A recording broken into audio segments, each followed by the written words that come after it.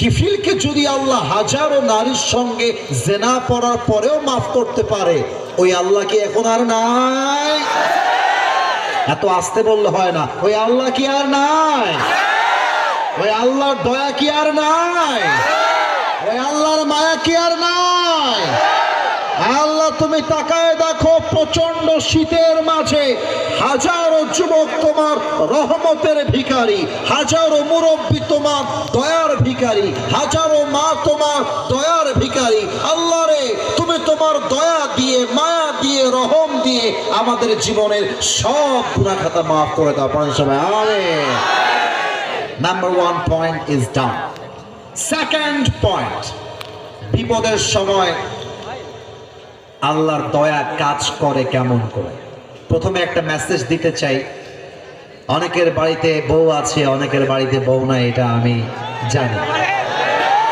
যাদের বাড়িতে বউ নাই, বাবাদের পায়ে হাত রেখে বলবো, আব্বাজান, নিজের ছেলেকে সঠিক বয়সে আপনার বিয়ে দেওয়া লাগবে। ছেলেকে বিয়ে দেওয়ার ব্যাপারে যত লেট করবেন, আপনার ছেলে তত বেশি ধ্বংস হয়ে যাবে।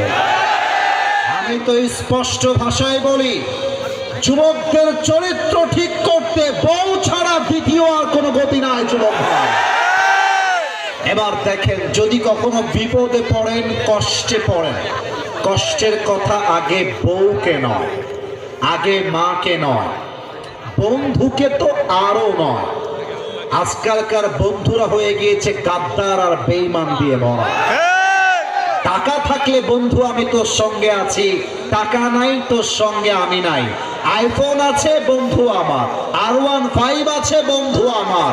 বিপদে পড়লে বন্ধুকে হারিকেন দিয়েও খুঁজে পাওয়া যায় না, ঠিক কিনা বলে? আল্লাহ